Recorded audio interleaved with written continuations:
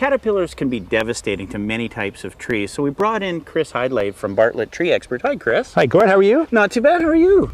Now we've got what seems to be a fairly good-looking cherry tree here, but it's actually had some caterpillar damage. It has, and what you can see here, Gord, this is winter moth damage, and that's the little green caterpillar that can be a nasty defoliator because it likes just so many different plants. Oh, okay.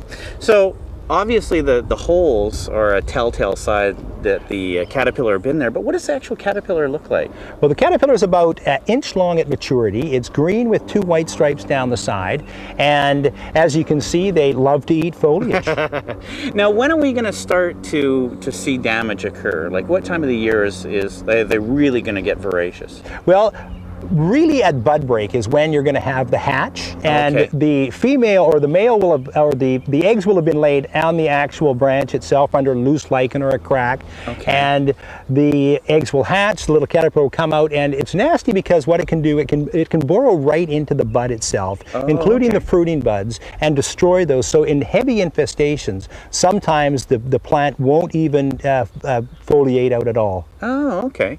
So now we know what it can do. How do we deal with it? What do we do to make sure it doesn't attack our trees? Well, there's a couple of things. There's some excellent biologicals on the market. BTK is one. There's another one called spinosad. Both work very, very well to control this. Both are biologicals, which is good. Okay. And other than that, those would be the two that I would recommend for control. Okay. If it's a small tree like this one, you can certainly individually hand pick them off, which a lot of people do. Okay. Or some people just don't worry about them at all. Okay, so if I was just to leave this, what would happen? I have a little bit of damage and then it would just sort of go away? Well, on the cherry, the population is pretty low. So a tree like this, we wouldn't really recommend treatment, but often the populations climb to a point where the damage is so severe that it affects photosynthesis, and then the plant has to put out a second flush of leaves, which is a real stressor. Okay. Now you mentioned it can go underneath the barks or cracks.